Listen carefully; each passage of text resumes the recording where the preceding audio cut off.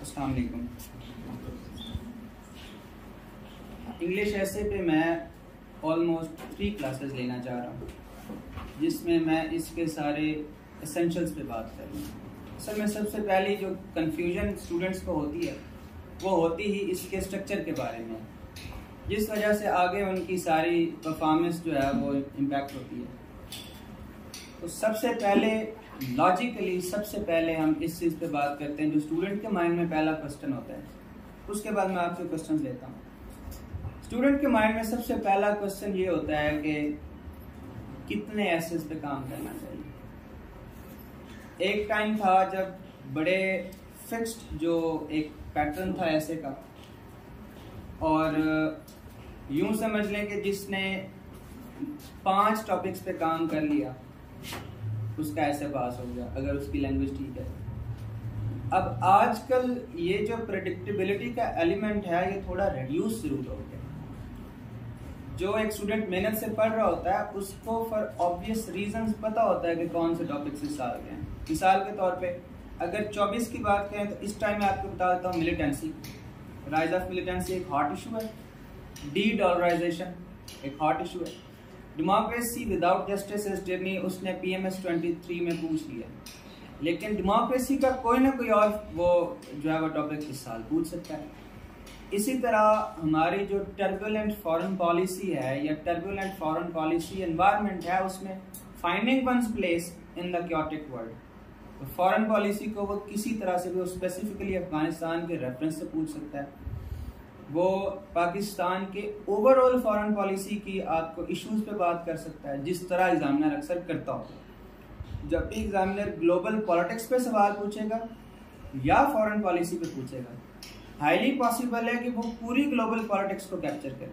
CSS 22 में ऐसा हुआ, एग्जामिनर ने कहा global politics and international relations. इससे पहले 20 में एग्जामिनर ने कहा कि global power dynamics and foreign policy of Pakistan. तो मतलब फॉरेन पॉलिसी को वो इस दफ़ा अफगानिस्तान से स्पेसिफिक कर दे, वो पाकिस्तान के डायलमाज पूछ ले, वो पाक अफेयर में पूछ ले, करंट अफेयर्स में पूछ ले, ये इंपॉर्टेंट एरिया जरूर है।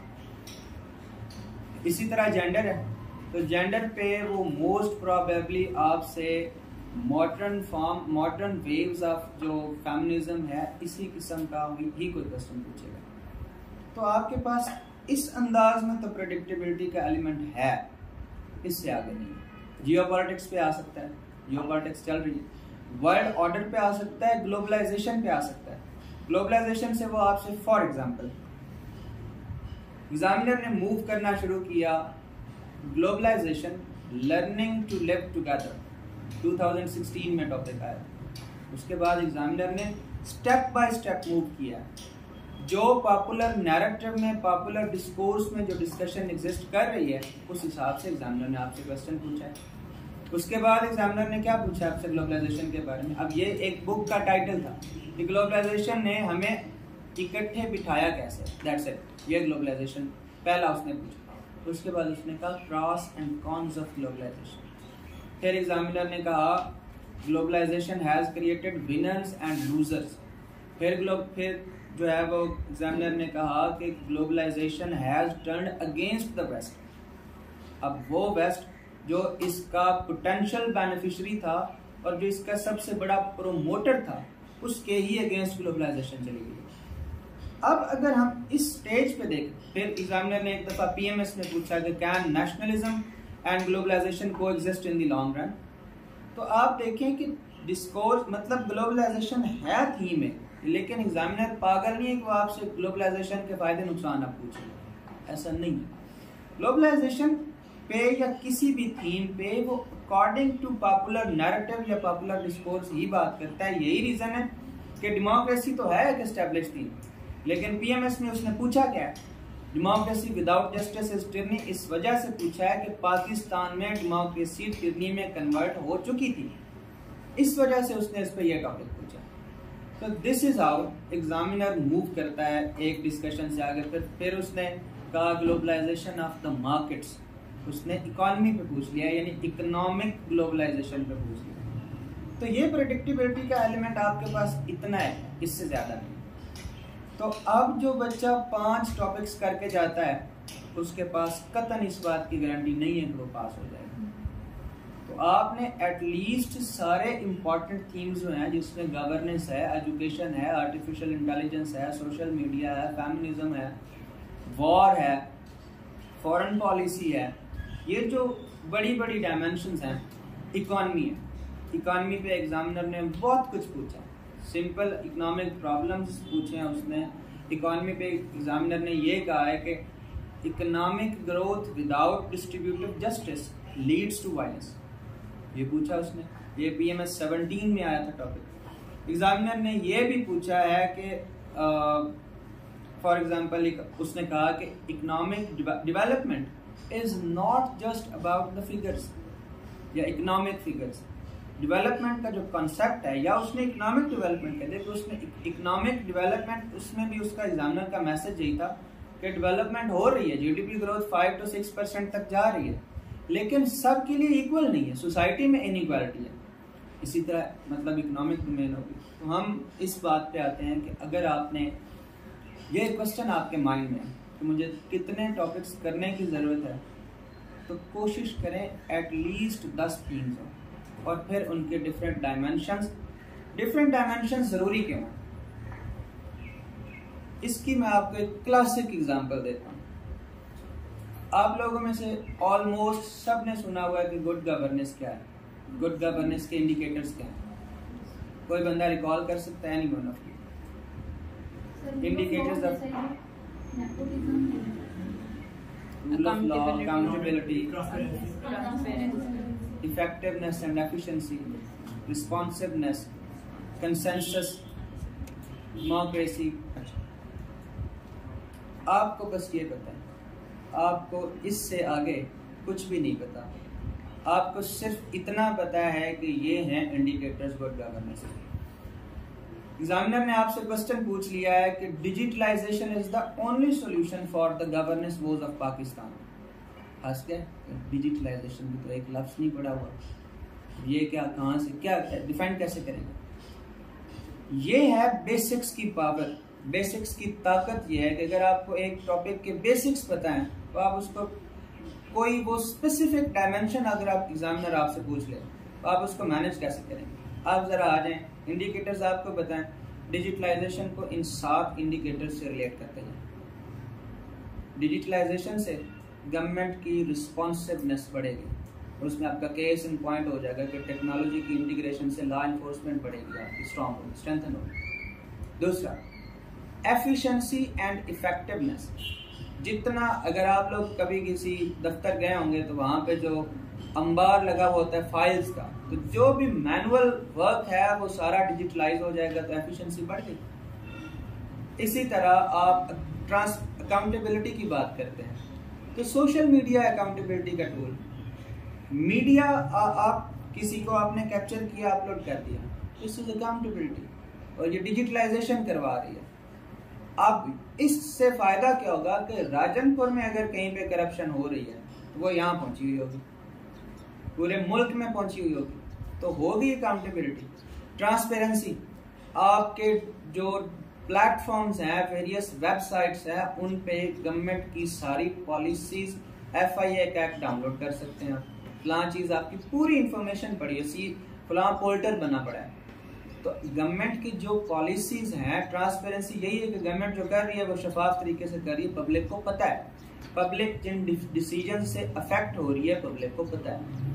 ये है बेसिक्स की ताकत। इस वजह से आपने किसी भी थीम के बेसिक्स करने ही करने हैं। उसके बाद आपकी कोशिश होनी चाहिए कि उस डायमेंशन पे आए जिसमें जो अब एग्जामिनर पूछ सकता है। और इसकी एक लास्ट एग्जाम्पल, आप सबने पढ़ा है क्लाइमेट चेंज। आपके ख्याल में एग्जामिनर अगर पूछेगा, only devil knows what's in the mind of examiner, ये कोई भी नहीं बता सकता, करीब करीब पहुंच सकते हैं आप। तो आपके ख्याल में इस दफा क्लाइमेट चेंज अगर एग्जामिनर ने पूछा तो क्या टॉपिक है? कोई है एस्टिमेट? क्लाइमेट चेंज पे लेटेस्ट डिस्कशन कौन सी चल रही है? Any one of you? Loss and damage fund,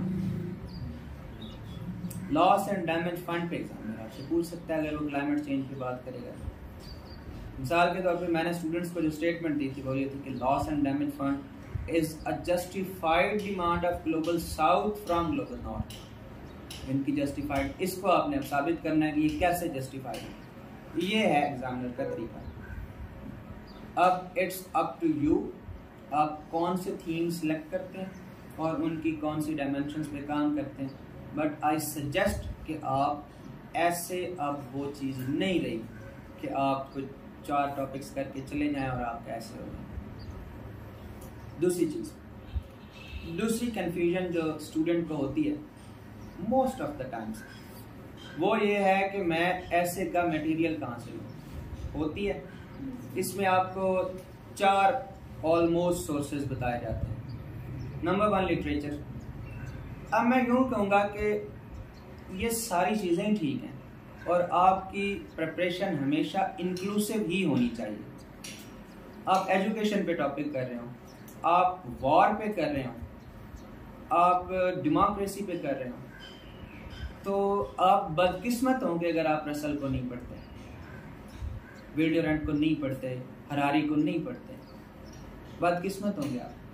ये हैं वो मास्टरपीसेस ऑफ लिटरेचर या वो जाइंट्स इस सदी के या गुज़श्ता सदी के जिनको आपको पढ़ लेना चाहिए। उन्होंने आपको सिर्फ आइडियाज़ नहीं देने, लैंग्वेज का बेहतरीन नमूना भी देना। एक सोर्स हो गया बुक्स। अब ये स्टूडेंट की जंग है कि वो कितने इस तरह के सोर्सेज सेलेक्ट कर लेता है। फॉर एग्जांपल, आपने विल ड्यूरेंट और रसल की बुक्स डाउनलोड कर ली, फॉलन लीव्स डाउन कर ली, कंक्वेस्ट ऑफ हैप्पीनेस कर ली download, ideas that have helped and harmed mankind, ये एक आपने ऐसे डाउनलोड कर लिया उसका रसल का। उसके अलावा अनपॉपुलर एसेज वो आपने डाउनलोड कर लिया, अनपॉपुलर एसेज। तो ये 3-4 सोर्सेज हो गए। अब इनमें से सिलेक्ट करें। आज आप डेमोक्रेसी पे काम करना चाह रहे हैं तो दोनों ऑथर्स को साथ हरारी को पढ़ लें। हरारी यूं समझे 21 लेसन्स फॉर 21st सेंचुरी का मतलब है 21 एसेज, 21 एसेज। तो जिस टॉपिक पे आपने काम करना है साथ ये पढ़ लें, एक ऐसे उनका पढ़ लें, सब में से एक चीज। दूसरा सोर्स है आपका इंटरनेट। ये मैं बुक्स की बात कर रहा था, बुक्स में स्पेसिफिकली मैं लिटरेचर की बात कर रहा था। आपने for example democracy in Pakistan पढ़ना है तो वो रसल तो नहीं आपको बताएगा। डेमोक्रेसी की चैलेंजेस आपको क्रिस्टोफर जेफरलिट से पता चल जाएंगे, आयशा जलाल से पता चल जाएंगे, idea of Pakistan, future of Pakistan से पता चल जाएंगे, एमआर काज़मी से पता चल जाएंगे, Pakistan and world in disorder से, बियॉन्ड क्राइसिस स्टेट से, लिया लोधी की बुक। तो यहाँ पे स्टूडेंट एक डिफाइन करता है, अपना एक एरिया डिफाइन करता है कि मैंने अब पाकिस्तान के टॉपिक्स पे 50 बुक्स आपको मिल जाएंगे, 50 बुक्स आप नहीं पढ़ सकते। तो यहाँ पे आप ये देख लेते हैं कि मैं कितनी एक बुक्स मैनेज कर सकता हूँ। ये थी कि जो लिटरेचर से हट के स्पेसिफिक टॉपिक्स पे हैं। आपने काम करना है एनर्जी क्राइसिस पे, इकोनॉमिक प्रॉब्लम्स पे, फूड इनसिक्योरिटी पे, इसके लिए हफीज़ पाशा की बुक है, पाकिस्तान एट द 70 है, वहाँ से आपको मिल जाएंगे। Issues in the economy of Pakistan S Akbar Zaidi की है, वहाँ से चीज़ें मिल जाएंगी। तो ये हैं कुछ स्पेसिफिक टॉपिक्स पे फॉर एग्जांपल आप काम करें। उसके बाद आप समझें कि आपको कुछ भी कहीं से नहीं मिल रहा तो गो टू यूट्यूब। इसकी मैं अपने स्टूडेंट्स को एग्जांपल देता हूँ कि सिंगल नेशनल करिकुलम उस टाइम जो पीएमएस में तो उन्होंने पूछ भी लिया कि क्या ये रिक्विजिट आइडियोलॉजिकल इंटीग्रेशन लेके आएगा या नहीं। तो इस पे एग्जामिनर ने पूछा है 23 में, लेकिन ये जब शुरू में as a policy document introduce हुआ था उस टाइम आपको परवेज हुद, इक्का दुक्का और राइटर्स, उसके अलावा आपके पास ना कोई रिसर्च पेपर था, कुछ भी नहीं था। तो ऐसा टॉपिक जो बिल्कुल नया इमर्ज हुआ है और आपको लग रहा है कि ये इम्पोर्टेंट, उस पर कहाँ से काम करना है। उस पर आपको यूट्यूब पे 2-2, 3-3, 4-4 घंटे की भी डिस्कशंस मिलेंगी। सिंगल नेशनल करिकुलम पे जूम की मीटिंग्स जो है वो अपलोड थी, जो हमारे पास जो इंटेलेक्चुअल स्ट्रीम्स के दरमियान हुई, जो बहुत इम्पोर्टेंट जो आपके यहाँ पे स्कॉलर्स हैं उनकी डिस्कशंस। अफ़गानिस्तान में जब फॉल ऑफ काबुल हुआ, अभी हुआ नहीं था, उस टाइम अगर किसी से ये ऐसे आ जाता कि अफगानिस्तान का फ्यूचर क्या होगा या पाक अफेयर या करंट अफेयर्स के लिए ये क्वेश्चन उस टाइम कहीं भी अवेलेबल नहीं था। ज्यादा से ज्यादा कौन क्या प्रेडिक्ट कर सकता है? किसी एक डिप्लोमेट का आपको आर्टिकल मिल जाएगा जो अफगानिस्तान में सर्व करता रहा। पाकिस्तान जो कि अफगानिस्तान स्पेशलिस्ट हैं, जिन्होंने सारे वहाँ पे मसले पैदा किए हैं या बढ़ाए हैं या रहे ज़रूर हैं वहाँ पे, तो इसके किसी जनरल का आपको मिल जाता है आर्टिकल। बस अगेन यूट्यूब पे आपको बहुत इंपॉर्टेंट लेक्चर्स थे जो डिफरेंट डिप्लोमेट्स और डिफरेंट जो मिलिट्री पर्सनल, सिक्योरिटी स्पेशलिस्ट, जियोस्ट्रेटेजिस्ट, उनके दरमियान जो डिस्कशन थी आपको वो मिलती है। तो YouTube is a potent source for research. अब आते हैं यूट्यूब से भी कुछ नहीं मिला तो गो टू चैट जीपीटी। वो तो उससे ज़्यादा तो कट एंड ड्राइड सोर्स हो नहीं सकता। अब ये बात आपके लिए इम्पॉर्टेंट है कि आपने कितनी रिसर्च करनी है। रिसर्च का तो हमने स्कोप डिफाइन कर लिया कि हमने कहाँ से करनी है, कितनी रिसर्च करनी है। आपको ऐसे का एक पैराग्राफ लिखने के लिए कितनी रिसर्च करने की जरूरत है, ये बहुत इंपॉर्टेंट बात है। मैं आपसे एक एक्सपेरिमेंट करते हैं। आपने पैराग्राफ लिखना है कि फूड इनसिक्योरिटी की पाकिस्तान में कासेस क्या हैं। उसमें पहली काज फॉर एग्जांपल हमने ये लिख दी है कि population explosion, unbridled population growth, food insecurity के रीजन। आपके ख्याल में इस पैराग्राफ में क्या सर्च करने की जरूरत है? बताएं, क्या चीजें सर्च करेंगे? मैं इस चीज को पढ़ूंगा कैसे? मैंने इस पे ये तो मुझे पता चल गया, मैंने 2 आर्टिकल्स पढ़ लिए। उसमें आर्टिकल्स में, न्यूज़पेपर आर्टिकल्स में रैंडमली एग्जामिनर ने जस्ट मेंशन किया था कि food insecurity is one of the important causes. Unfortunately policy makers have seriously ignored this issue due to which the current population exclusion has become a menacing threat for not just availability of food but all other resources. आपने ये पढ़ लिया, पता तो आपको सिर्फ इतना चलाना कि फूड इनसिक्योरिटी एक काज है, न्यूज़पेपर में था नहीं, सिवाय इसके कि आपने रिसर्च पेपर नहीं पढ़ा। मुझे बताएं इस पर मैं क्या सर्च करूं? मुझे एक पैराग्राफ लिखना है, इस पर क्या सर्च करूं? एनीवन? और सर एग्जांपल्स कोट कर सकते हैं किसी ऐसे कंट्री की जहाँ पे पॉपुलेशन ज़्यादा है और फूड इनसिक्योरिटी हुई है। ठीक हो गया। उसके लिए आपके पास पूरा माशाल्लाह अफ्रीका पड़ा है। हाँ जी, उसमें उसकी ज्योग्राफी का भी रोल है, लेकिन पूरा अफ्रीका पड़ा है, इवन इंडिया पड़ा हुआ आपके पास। अब आते हैं आपने पैराग्राफ की सर्च क्या करना है। सबसे पहले आप देखेंगे जब पाकिस्तान एस्टैब्लिश हुआ तो उस टाइम पाकिस्तान की पॉपुलेशन क्या थी और उस टाइम फूड की डिमांड क्या थी, कितने बिलियन टन्स थी, कितने मिलियन टन्स थी। उसके बाद आप देखेंगे कि इस टाइम पाकिस्तान की पॉपुलेशन क्या है और फूड की डिमांड क्या है और गैप कितना है। और फिर आप देखेंगे कि 2050 में पाकिस्तान की पॉपुलेशन क्या होगी और ये डिमांड और सप्लाई का गैप कितना होगा। Your paragraph is ready. ये थी आपकी रिसर्च। ये जो आपके माइंड में जो एक बैरियर एग्जिस्ट कर रहा है कि पता नहीं कितना पढ़ने की जरूरत है जिससे एक पैराग्राफ लिखा जाएगा। अब मैं इसका टॉपिक सेंटेंस लिख रहा हूं।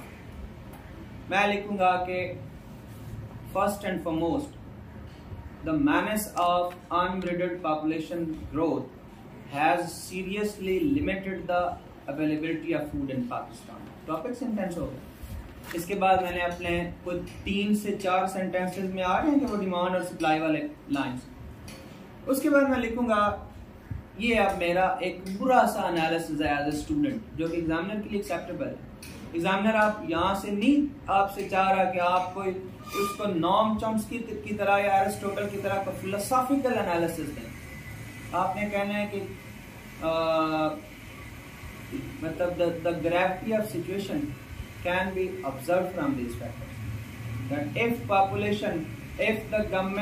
if the successive governments would have been serious, had been serious towards this issue of population explosion, the state of Pakistan would not have been facing this grave level of food insecurity.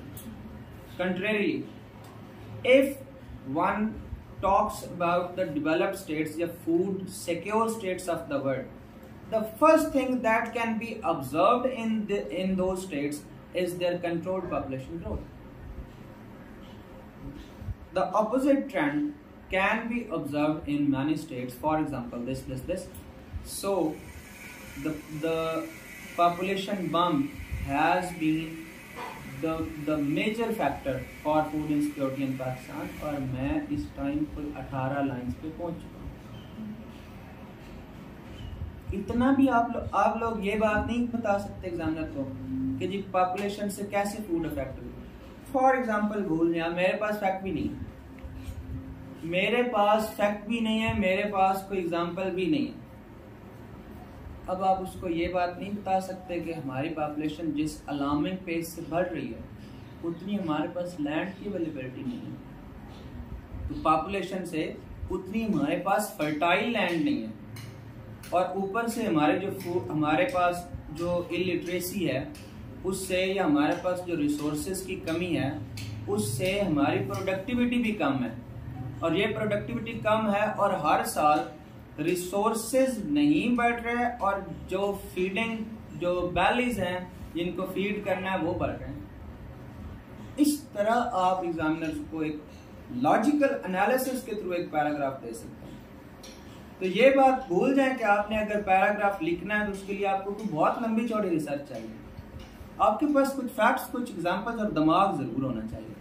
दिमाग में कहूँगा, examiner को आपने ऐसे लिख के दिया है, आपके ऐसे में एग्जामिनर को एक भी फैक्ट एंड फिगर नहीं मिला, और पूरे ऐसे के 22-24 पैराग्राफ्स में, चंद चीदा पैराग्राफ्स में उसे कोई 6 पैराग्राफ्स में वो एग्जांपल्स मिली हैं जो हर दूसरे बंदे को पता है। इलिटरेसी पे मैं ऐसे लिख रहा हूँ, मैं अफगानिस्तान की एग्जांपल दे दूं, हर दूसरे बंदे को पता है। जेंडर इनइक्वालिटी पे मैं ऐसे लिख रहा हूँ, मैं अफगानिस्तान की एग्जांपल दे दूं, वहाँ पे जेंडर के हालात बुरे हैं। यानी मेरी एग्जांपल्स भी कोई बड़ी स्पेसिफिक नहीं है। मैंने उसको कोई बहुत इंपॉर्टेंट, मैंने उसको ये नहीं बताया कि जो वैल्यू एडिशन कर रही है जो इकॉनमी इस वक्त दुनिया में, और वैल्यू एडिशन से जो वो अपना जो उनकी जीडीपी ग्रोथ हो रही है वो फलां कंट्री, मैंने उसको कोई बड़ी अच्छी एग्जांपल नहीं दी, बड़ी किसी खास स्पेसिफिक डोमेन की एग्जांपल नहीं, बड़ी जनरल एग्जांपल्स दी हैं। मेरे पूरे ऐसे में को 5 से 6 एग्जांपल्स हैं, कोई फैक्ट नहीं है, कोई कोट नहीं है, कोई रेफरेंस नहीं है, मैं फिर भी पास हो गया अगर मैंने लॉजिकल एनालिसिस से बात की है। इस वजह से सबसे पहले तो आपने कॉन्सेप्ट से पढ़ना जरूर है, कंसेप्चुअल क्लैरिटी आपकी सबसे पहले होनी चाहिए। उसके बाद जितने फैक्ट्स रिक्वायर्ड थे वो मैंने आपको बता दिया। तो आपकी रिसर्च का स्टाइल ही ये होना चाहिए। पहले आपने जब भी 3, 4, 5 आर्टिकल्स पढ़े उसमें से आपने सबसे पहले अपनी आउटलाइन निकाली। एनर्जी क्राइसिस की काजेज ये हैं, इसके इम्पैक्ट्स ये हैं, इसको ठीक ऐसे किया जा सकता है, आपको 7, 7, 8, 8 पॉइंट्स आपने निकाल के लिख लिए। अब आपके पास पहली काज है एनर्जी क्राइसिस की कि हमारे पास डिलापिडेटेड इंफ्रास्ट्रक्चर है फॉर एग्जाम्पल, या आपके पास पहली काज आपने निकाली कि हमारा फ्यूल मिक्स अनसस्टेनेबल है। आप जो फ्यूल यूज कर रहे हैं उस पर हमारा जो इम्पोर्ट बिल है, जो हमारे टोटल इम्पोर्ट्स हैं उसमें कोई अराउंड 70% का सिर्फ हम ऑयल पेट्रोल लेते हैं या पेट्रोल प्रोडक्ट्स लेते हैं, और इसकी जगह हम विंड एनर्जी क्यों नहीं यूज कर सकते थे, हाइडल पावर क्यों नहीं यूज कर सकते थे। तो हम जो एनर्जी इंपोर्ट कर रहे हैं उसमें वो एक मतलब पेट्रोल की प्राइसेस ही इतनी है कि हमारे लिए ये क्राइसिस होना ही होना है। हम सस्ते सोर्सेज यूज नहीं कर रहे एनर्जी के, तो इस वजह से हम एनर्जी सिक्योर नहीं हो रहे। ये आपका पॉइंट है फॉर एग्जांपल। तो अब आपको इस पे कितनी रिसर्च की जरूरत है? आपने पहले आउटलाइन निकाल ली थी, उसका पहला आपका काज ये था एनर्जी क्राइसिस का। अब आपने देखना है मैंने इसके रिलेटेड कौन से फैक्ट्स लेने हैं, थोड़ी सी हिस्ट्री पढ़ लूंगा। कब से ये अगर आपको ये पता है कि हमारे पास पोटेंशियल किस चीज का है, तो पूरा पैरा इस चीज पे लिखते हैं कि हम ये कर रहे हैं, हमें ये करना चाहिए था, पैरा पूरा होगा। ये बात होगी कि आपने रीडिंग कहाँ से करनी है और रीडिंग का एक्सटेंट क्या होगा।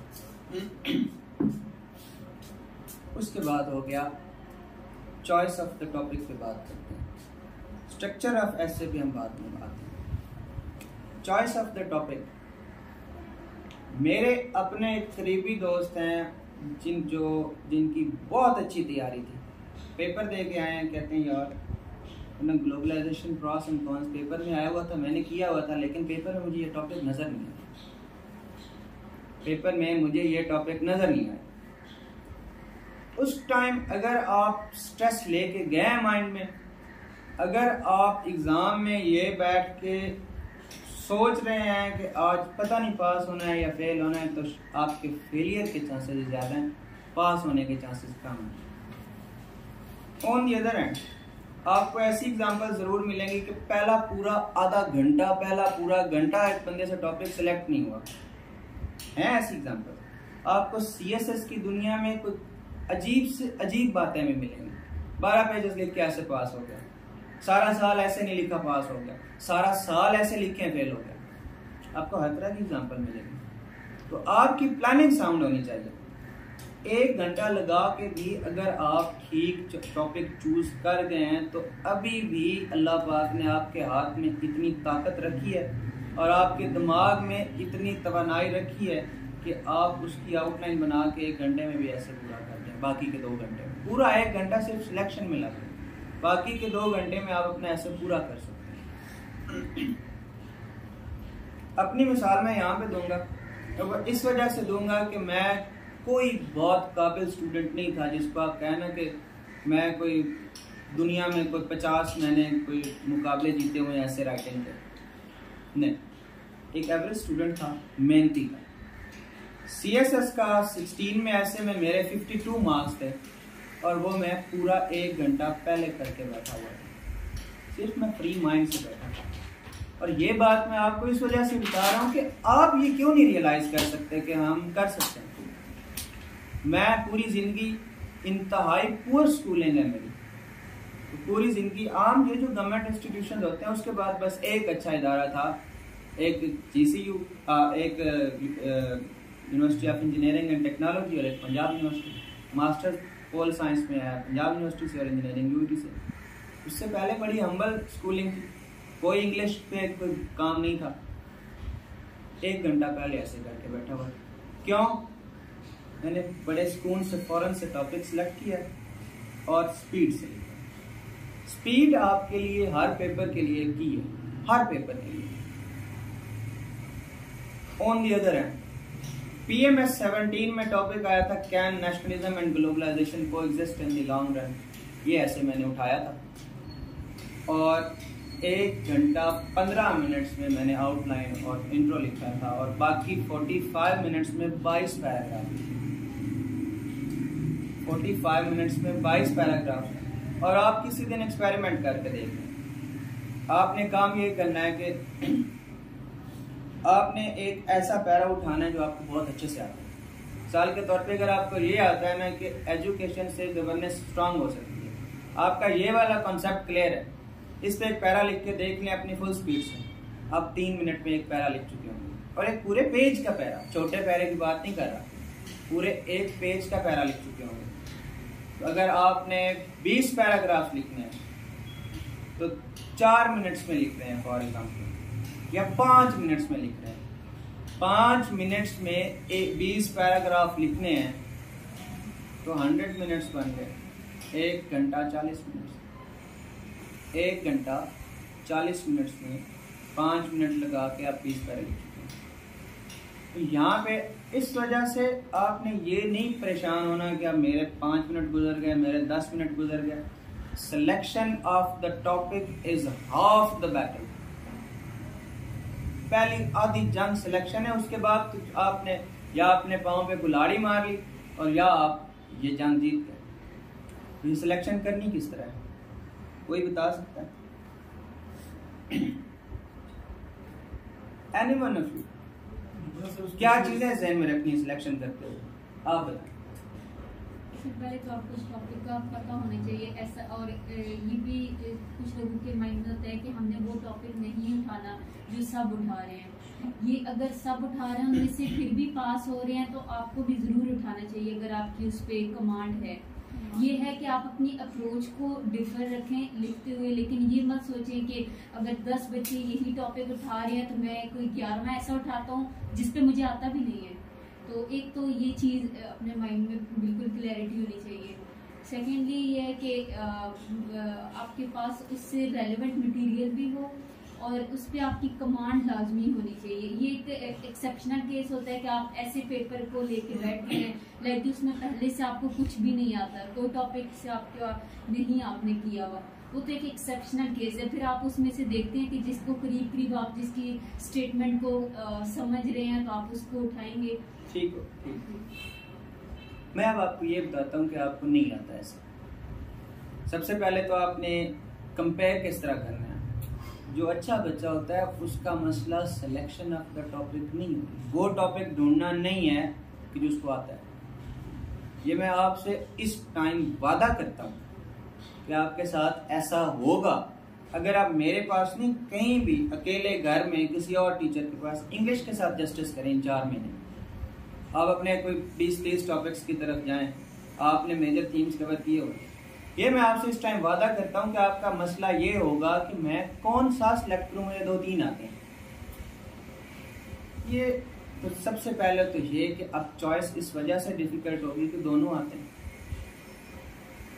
बेहतरीन तरीका तो ये है कि आपको इतना कॉन्फिडेंट होना चाहिए कि आप अपने माइंड में उसकी आउटलाइन इमेजिन करें और मैं पहले उसकी डायमेंशन इमेजिन करें कि हाउ मच डायमेंशन, वो तो यूजुअली 3 ही होती हैं, वो होंगी क्या।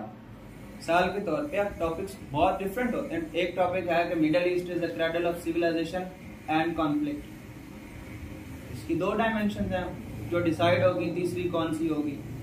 और इसमें भी आपने कॉन्फ्लिक्ट वाली बात को अपोज करना है, निगेट करना है, दोनों के पॉइंट्स बताने हैं, सिविलाइजेशन वाले पॉइंट को सपोर्ट करना है, वट एवर आप इस चक्कर में पड़े। टॉपिक मुश्किल आ गया, टॉपिक आ गया human development is real development. अब कौन सी डायमेंशंस बनेंगी? एग्जामिनर आपको क्या टॉपिक दे रहा है, when life throws you lemons make lemonade, अब कौन सी डायमेंशंस बनेंगी? तो आप 2 टॉपिक्स की माइंड में डायमेंशंस बनाते हैं फर्स्ट एंड फॉरमोस्ट। उसके बाद आप इमेजिन करते हैं, अच्छा इसकी मुझे फॉर एग्जांपल मेरी एक डायमेंशन काजेस की थी, इसके मुझे कितने काजेस पता है, उसके कितने काजेस पता है। साल के तौर पे आपको 4 याद आ रहे हैं, एक के 4 याद आ रहे हैं फौरन, एक के 3 याद आ रहे हैं, उसके बाद आगे से माइंड स्टक है। इसी तरह अब थोड़ा इधर शिफ्ट कर,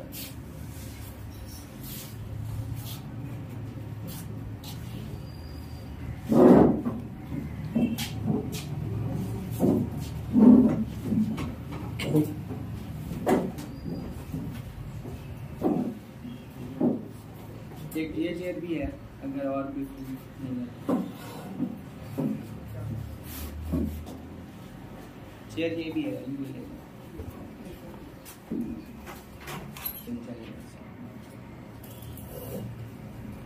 तो अब आपने इमेजिन करनी है आउटलाइन उसके 4 पॉइंट्स की। अब आपने अपनी आउटलाइन की आखिरी सजेशन तक कंपेयर करना है। ये चीज डिसाइड करेगी कि आपको कौन सा टॉपिक अच्छा आता है। फिर दूसरी चीज कि एग्जामिनर आपने काम किया हुआ ग्लोबलाइजेशन पे, वो पूछ लेता है कि मल्टीनेशनल कंपनीज का रोल क्या है ग्लोबलाइजेशन में, पास गए तो फिर तो ये उठाने का नहीं है। तो वो आते होने चाहिए पूरे आपने सजेशंस के आखिरी पैराग्राफ तक डिसाइड करना होता है, चाहे एक टॉपिक ले रहे हैं चाहे 2 में कंपैरिजन कर रहे हैं। फिर उसके बाद आपने देखना होता है कि, और बहुत इंपॉर्टेंट है ये बात, कि आपके पास references, facts and figures and quotations किस टॉपिक के लिए ज्यादा हैं या ज्यादा अच्छी हैं। फिर आपने ये मिसाल के तौर पर मैं आपको अपनी एग्जांपल दूं तो मैंने 2022 में 2 एसेस जो मुझे बहुत मतलब अपेरेंटली बहुत अपील किए, जो लग रहे थे कि दोनों मेरे करने के हैं, human development and economic sustainability and global politics and international relations, ये 2 टॉपिक्स। मैंने ह्यूमन डेवलपमेंट वाला टॉपिक सिर्फ और सिर्फ ये सोच के छोड़ा था कि इकोनॉमी का टॉपिक है, मेरे पास साउंड रेफरेंसेस नहीं है, मैं खुद सेटिस्फाई नहीं हो सकता। एग्जामिनर मुझे पास फेल क्या करेगा, मैं खुद सेटिस्फाई नहीं हूं, मैं अपने पैराग्राफ को नहीं जस्टिफाई कर रहा। मैंने कहा कि आपको एग्जामिनर पास कर देगा, ज्यादा फैक्ट्स नहीं भी है। लेकिन आपकी जंग ये है कि आपके पास फैक्ट्स हों, रेफरेंसेस हों, आपके पास इस टाइम है रिसर्च का। पेपर में चले गए, नहीं है फैक्ट्स, कोई बात नहीं, लॉजिकल एनालिसिस से पास हो गए, लेकिन अभी ये जंग है आपकी कि आपने इकट्ठे करने हैं फैक्ट्स, रेफरेंसेस, कोटेशंस। तो मैंने ये टॉपिक इस वजह से छोड़ दिया, दोनों की आउटलाइन बराबर बराबर आती थी, पॉइंट्स बराबर बराबर आते थे। तो ये चीज़ भी आपने एट द एंड सोचनी है कि मुझे कितने फैक्ट्स आते हैं, कितनी कोटेशंस, कितने रेफरेंसेस आते हैं। और एट द एंड अब ये तो चीज़ कि आपको टॉपिक्स जो आपने काम किया हुआ था, अगर एग्जामिनर उससे बहुत दूर नहीं भी गया तो करीब करीब कुछ पूछ लिया तो आप कर। अब आते हैं कि आपने जो टॉपिक्स पढ़े हुए थे उससे कुछ भी नहीं आया, आपकी ये फीलिंग है कि कुछ भी नहीं आया, अब क्या करें? ये वो मोमेंट होता है जब आप शटर हो जाते हैं, और ये वो मोमेंट होता है जब आपको लगता है कि सारी पकी पकाई फसल तबाह, सारी मेहनत ज़ाया। उसके बाद बहुत स्टूडेंट्स हाथ पैर फूलने शुरू हो जाते हैं, ठंडे में बीपी लो हो जाता है, इस तरह के इश्यूज लोगों के साथ होना शुरू हो जाते हैं। उधर बैठ के माइंड स्टक हो जाता है कि अब आता नहीं है तो बस माइंड स्टक हो जाता है। ये बात मैं इस वजह से कह रहा हूँ कि बहुत से शहजादे ये काम करते हैं प्रैक्टिकली, उनके साथ ये होता है ये काम। इस वजह से ये इम्पॉर्टेंट इशू है तो मैं बात भी कर रहा हूँ उस पर। पहली बात, अपने आप को ये समझा लें कि ये नामुमकिन है कि आपको कुछ ना आता हो। ये नामुमकिन है कि कोई ऐसे टॉपिक्स आ जाएं जिनके बारे में आपने कुछ पढ़ा हुआ ही ना हो। या तो आपको, मतलब उस स्टूडेंट का तो मैं कहता नहीं हूं ना कि जिसने कहा कि यार ट्राई करते हैं, मैं क्या बला हूं, मेरे अंदर क्या है, मैं किस अजीम दानिश्वर की औलाद हूं, उस स्टूडेंट के बारे में तो मैं कुछ कह नहीं सकता। पेपर में पढ़ा कुछ भी नहीं है, सिर्फ पेपर में बैठ गया तो उसके बारे में तो कुछ नहीं। एक बंदा जिसने रिस्पॉन्सिबल होकर काम किया हुआ है, उसके बारे में मैं नहीं मानता कि कोई ऐसा टॉपिक हो कि आपको काम ना, उसके बारे में ना। अब इस स्टेज पे सबसे इम्पोर्टेंट आपके लिए अपने आप को मेंटली काम रखना, अपने आप को पुरस्कून रखना कि नहीं, एक ना एक टॉपिक है मेरे लिए। और ये बात भी आप भूल जाएं कि हर साल एग्जामिनर इस तरह के टॉपिक्स लेता है कि आपको मल्टीपल आते हो। ऐसा बहुत दफा आता है कि पूरे CSS में 2 टॉपिक्स 80% लोगों ने उठाए। 16 में gender equality is a myth, good crisis of governance in Pakistan and need to reform the institutions, 80% लोगों ने उठाया। उसके बाद है कोई गया हो। इस दफा मुझे वो 2022 में शायद ऐसे था या 1 में, कोई सॉफ्ट ड्रिंक्स पे ऐसे आया हुआ था, एनर्जी ड्रिंक्स पे ऐसे आया हुआ था, एक स्टूडेंट ने किया हुआ था अटेम्प्ट। आप में से कितनों ने सुना है कि ये वाला ऐसे किसी ने अटेम्प्ट किया? बाकी सारी एक्सेप्शंस हैं। हमारी अटेम्प्ट में ग्लोबल पॉलिटिक्स और ह्यूमन डेवलपमेंट, ये 2 एसेस थे। तो ये बात नहीं सोचनी कि एग्जामिनर आपको 10 टॉपिक्स दे जिसमें से फिर आप कहेंगे यार आते तो सारे थे, चलो एग्जामिनर पे मेहरबानी कर देते हैं और ये वाला अटेम्प्ट कर लेते हैं। आपके काम के 1-2 यूनियन, चाहे पूरी कायनात आके वो ऐसे अटेम्प्ट करें, ये आपका मसला नहीं है। आपको, अगर आपके साथ पूरी कायनात ने ठीक ऐसे लिखा है और आपने भी ठीक लिखा है, वो आपको भी पास करेगा और उनको भी पास करेगा। तो आपके करने के 1-2 टॉपिक्स जरूर निकल आएंगे, जो मर्जी हो जाए। अब ऐसा होगा किस तरह कि टॉपिक नया आ गया लेकिन आप उसको करने के काबिल हो जाए? इसकी प्रैक्टिस आप है, और इसकी बेस्ट प्रैक्टिस यही है कि आप वो एसेस जिनको देख के दूर भाग जाते हैं, by which I means literature, literary essays को अगर आप इस स्टेज पे टैकल करेंगे तो फिर आपका माइंड हो जाएगा इस तरह स्ट्रक्चर के यार कुछ भी नया आ गया। लिटरेरी एसेस तो रिपीट होते नहीं, लिटरेरी एसेस में हर साल नई जंग होती है। साल के तौर पे मैंने एक टॉपिक दिया है, man dash women can't live with them can't live without. औरत ना मर्द के साथ रह सकती ना उसके बगैर रह सकती। नया टॉपिक है, आपने सुना हुआ जेंडर पे सुने हुए, ये नया टॉपिक है। इसी तरह लिटरेचर पे कोई भी टॉपिक आ सकता है, आपने सिर्फ अपना कॉन्फिडेंस बहाल करना है, अपनी हैबिट बनानी है कि कुछ नया आ गया तो मैं उस पर कर सकता हूँ, फिर आप पेपर में कर भी लेंगे। फिर आप मेंटली वहाँ पे प्रेजेंट भी रहेंगे, स्ट्रांग भी रहेंगे। अब आ जाते हैं कि लिटरेचर के टॉपिक्स होते कौन से हैं। ये बात आप कान खोल के सुन लें, जो भी आपको कहता है या लिटरेचर के टॉपिक से मना करता है वो तो करता है सीधा सीधा जुल्म। उसकी वजह ये है कि ये आपकी खुशकिस्मती है कि आपको 1 या 2 टॉपिक्स आते हों, बहुत अच्छे तरीके से आते तो सारे होते हैं, कॉन्फिडेंट हो आप कि यार ये 2 टॉपिक्स ये 3 टॉपिक्स में कर सकते। एग्जामिनर क्या करता है, 1 साल एग्जामिनर बहुत ही बैलेंस्ड पेपर देता है। उसमें आपको करंट अफेयर्स भी मिलेगा, उसमें आपको ग्लोबल पॉलिटिक्स भी मिलेगी, उसमें आपको एवरग्रीन टॉपिक्स भी मिलेंगे, उसमें आपको लिटरेचर भी मिलेगा। 1 साल एग्जामिनर ग्लोबल पॉलिटिक्स और इश्यूज बेस्ड टॉपिक्स ज्यादा दे देता है और लिटरेचर के 1 से 2 टॉपिक्स होते हैं, और 1 साल ये सारा काम उलट होता है।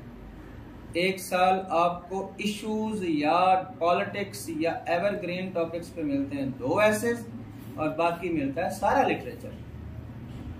इस वजह से आपको एक तो लिटरेरी टॉपिक्स करना ही करना। तो मैं कह रहा था कि वो टीचर जुल्म करते हैं जो लिटरेरी टॉपिक्स पे काम करवाते नहीं है, और बहुत से टीचर्स इस वजह से नहीं करवाते क्योंकि वो मेरे जैसे होते हैं जिनको पता नहीं होता कि हर टॉपिक लिटरेचर का है ही नहीं। आपके सामने बहुत से ऐसे टॉपिक्स जो आपको लगता है लिटरेरी टॉपिक्स हैं, वो लिटरेरी टॉपिक्स नहीं है। एक एग्जांपल है, to err is human, to forgive is divine।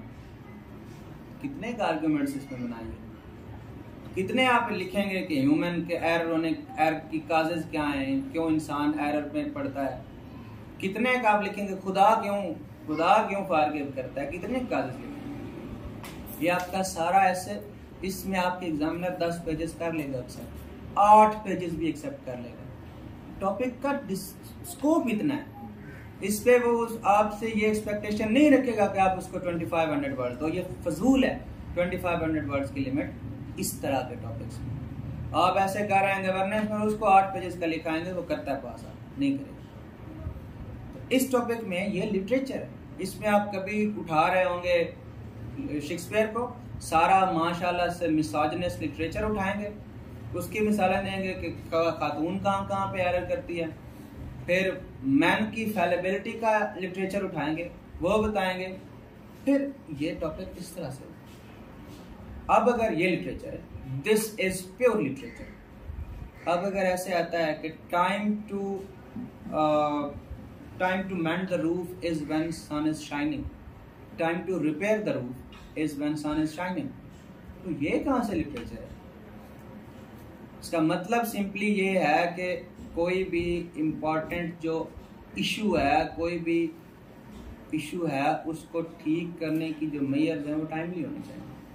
Timely measures, that's it.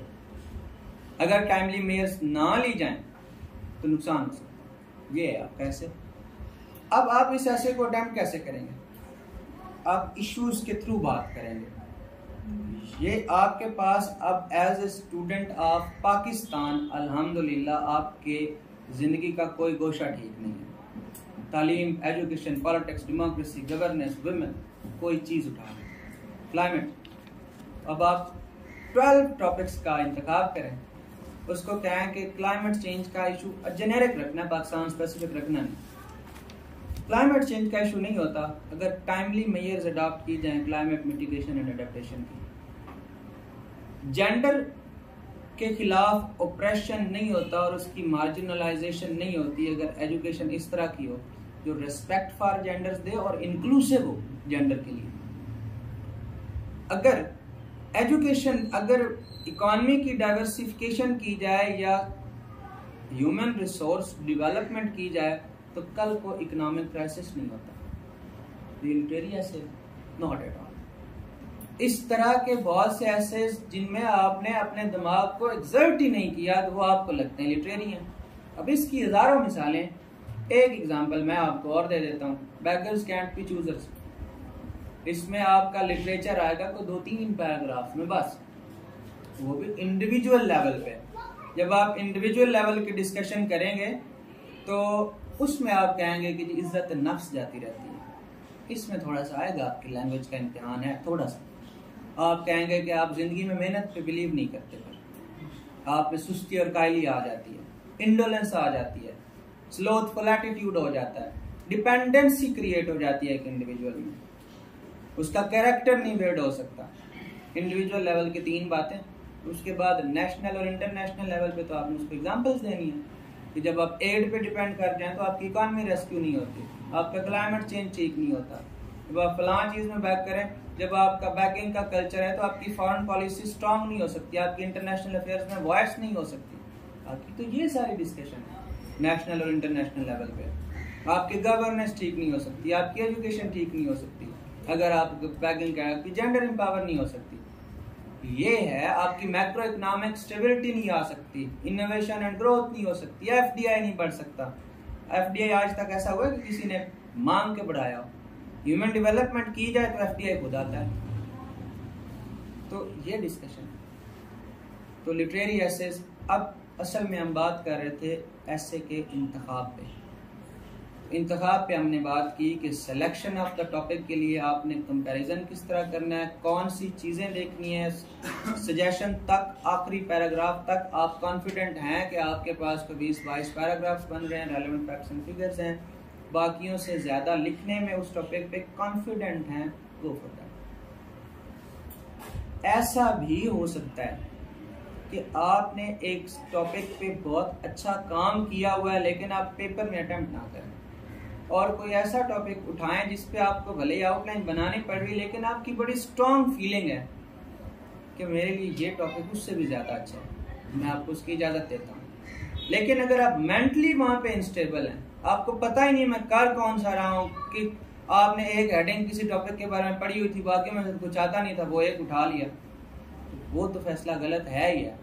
लेकिन अल्टीमेटली आपका माइंड आपको जिस टॉपिक का कह रहा है कि यार इसमें मेरे पास सबसे इम्पॉर्टेंट चीज़ जो है वो लैंग्वेज की ब्यूटी है। ऐसे आ गया इकॉनमी पे या ग्लोबलाइजेशन पे, लैंग्वेज रिफ्लेक्ट नहीं होगी, लैंग्वेज रिफ्लेक्ट होगी डेमोक्रेसी के टॉपिक पे, एजुकेशन के टॉपिक पे। वहाँ से आपकी, अगर आप कोई लिखारी हैं तो, अगर लैंग्वेज से मोहब्बत है तो फिर यहाँ से रिफ्लेक्ट होगी। तो समटाइम्स इस ये सोच के भी, हाँ एक बंदा कहे आके कि मैं पेपर में टॉपिक करने लगा था, आता था मुझे, लेकिन कोई शैतानी ताकत आई, उसने मेरा हाथ पकड़ा, उठा के किसी और पे रख दिया, उसका मैं नहीं कह सकता।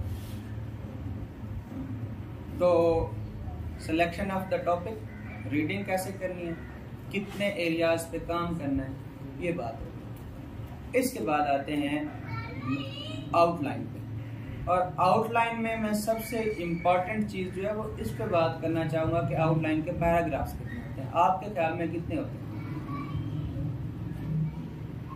आपके ख्याल में आउटलाइन के कितने पैराग्राफ्स?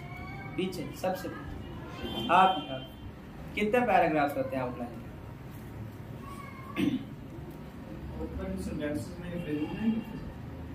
पैराग्राफ कितने होते हैं? एक आउटलाइन में कितने पैराग्राफ होते हैं? कोई है आइडिया आपको? कोई अंदाजा ही लगाते हैं, तुक्का छोड़ते हैं, पाकिस्तानियों के लगते हैं, किसी को कोई पता नहीं है। आप बताएं। सर हम तो पेजेस के हिसाब से 22 to 24। आप बताएं। वैसे टोटल आउटलाइन में पैराग्राफ कितने होते हैं? मतलब आउटलाइन में पॉइंट्स कितने होते हैं, उन्हीं के आगे पैराग्राफ बनने हैं ना। मिनिमम 22। मेजर हेडिंग्स होगी ना, सब मेजर हेडिंग्स पे पैराग्राफ तो नहीं ना होते, बॉडी में जाके पैराग्राफ तो सब हेडिंग्स पे होते हैं ना। तो सब हेडिंग्स कितनी होगी? डायमेंशंस तो आपकी यूजुअली 3 है।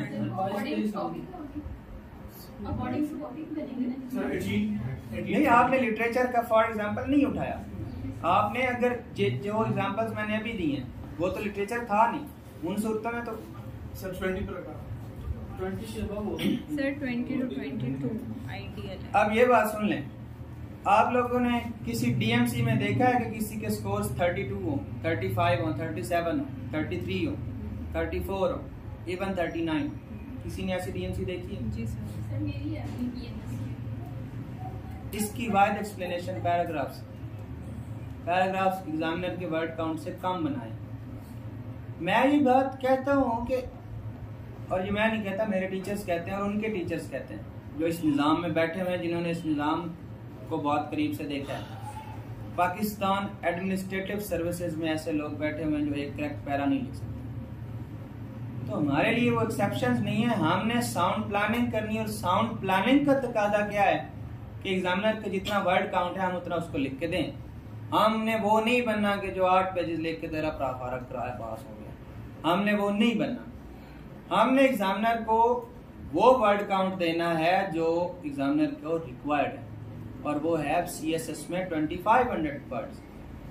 2500 वर्ड्स से पैराग्राफ कितने होंगे? उसूलन 25 पैराग्राफ्स, जिनमें हर पैराग्राफ के वर्ड्स कितने हो? 100 पैराग्राफ्स का वर्ड कौन सा होता है? पूरे एक पेज का, और वो भी उन बच्चों का जिनकी हैंड राइटिंग बड़ी नहीं है, जो छोटा छोटा लिखते हैं उनके 100 वर्ड आएंगे। जो बड़ा लिखते हैं उनके को 1.5 पेज पे 100 वर्ड आएंगे। तो 25 पैराग्राफ तो लिखे नहीं जा सकते, इतना लिखना पॉसिबल नहीं है। इतनी ना स्पीड है स्टूडेंट की, ना इतना माइंड है, ना इतनी रिसर्च है कि 25 पैराग्राफ, वो 25 पैराग्राफ इसी तरह बना सकता है कि इररिलेवेंट हो जाए। वो ऐसी डायमेंशन डाल दे जो रिक्वायर्ड ना हो। 12 पॉइंट्स थीसिस में बना दे, कोई 10 सजेशंस दे दे, कोई 10 कागज दे दे, तो पैराग्राफ तो हो गया, तो लेकिन इम्बैलेंस हो गया। किसको चाहिए 10 कागज आपको? और थीसिस के ना एग्जामिनर को आपसे 6 कागज चाहिए ना 15 चाहिए, एक बैलेंस होगा। जो असल क्वेश्चन है एग्जामिनर का, उसमें कितनी कागज होगी? तो आप एटलीस्ट 22 से 23 पैराग्राफ्स बनाए, 20+ लाजमी जाना। ये है आपकी आउटलाइन। तो आउटलाइन में सबसे इंपॉर्टेंट चीज है total number of paragraphs. Outline के 22, 23 पैराग्राफ्स मैंने अपनी हर अटेम्प्ट में बनाया तकरीबन 22 पैराग्राफ। और अब अगर मैं अटेम्प्ट दूं मेरी प्रेफरेंस होगी 24, 23 पैराग्राफ। इसकी रीजन क्या है?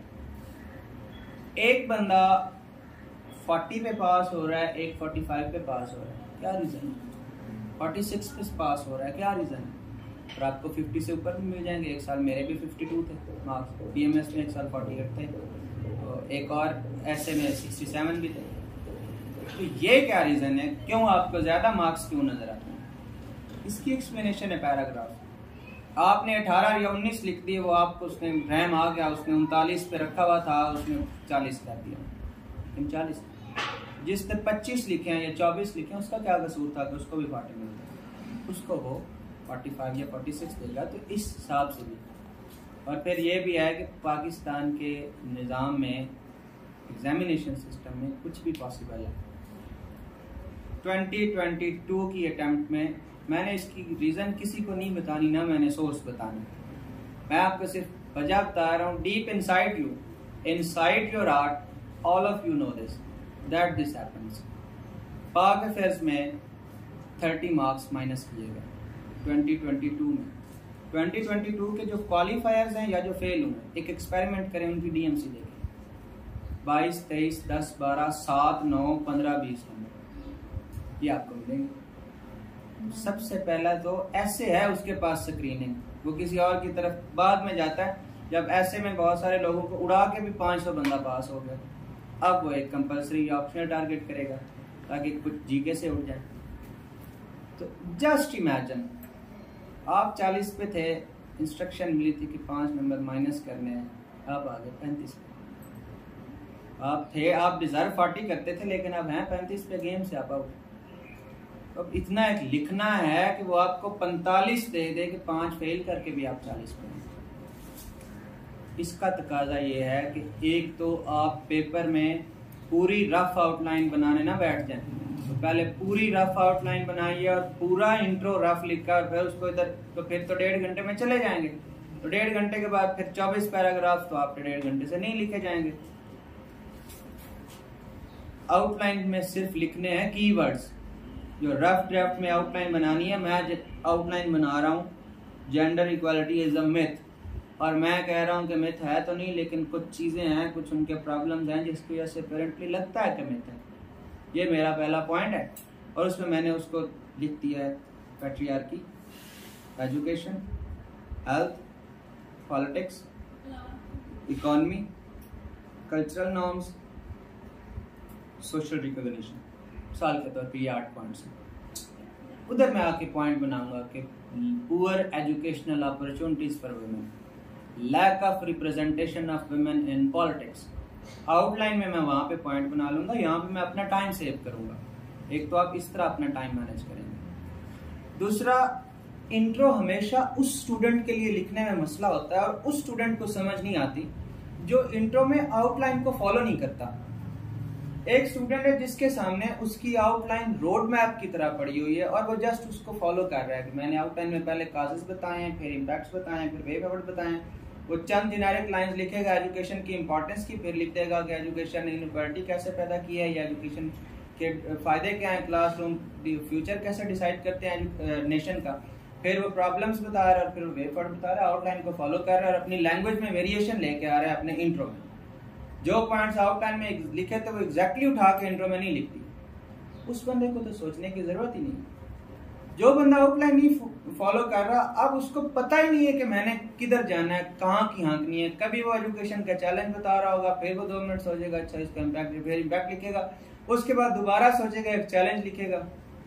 उस बंदे के लिए मसला है इंट्रो लिखना। जो बंदा आउटलाइन को फॉलो कर रहा है उसके लिए 10 मिनट है इंट्रो के लिए और 15 मिनट बहुत अच्छे हैं।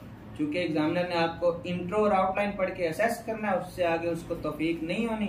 अल्लाह उसको उन तमाम लोगों से हिसाब ले जो स्टूडेंट्स के फ्यूचर के साथ खेलते हैं।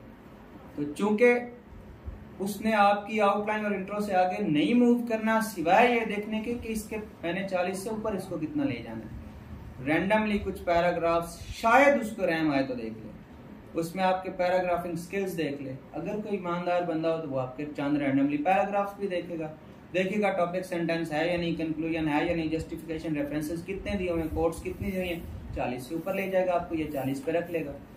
तो इंट्रो और आउटलाइन पे ही प्राइमरीली चूंकि एग्जामिनर ने आपको पास करना है तो उसको आप ना दें 10 मिनट, उसको 20 मिनट दे लें। 40 मिनट आप आउटलाइन को दे लें। आइडियल टाइम 45 मिनट्स है। 45 मिनट्स में इंट्रो और आउटलाइन अगर आप लिख जाते हैं तो आपके पास अब बहुत ही मुनासिब टाइम है पैराग्राफिंग के लिए। तो टारगेट आपका ये होना चाहिए। आउटलाइन में सबसे पहले तो हमने नंबर ऑफ पैराग्राफ्स की बात की। दूसरा हमने कहा कि आउटलाइन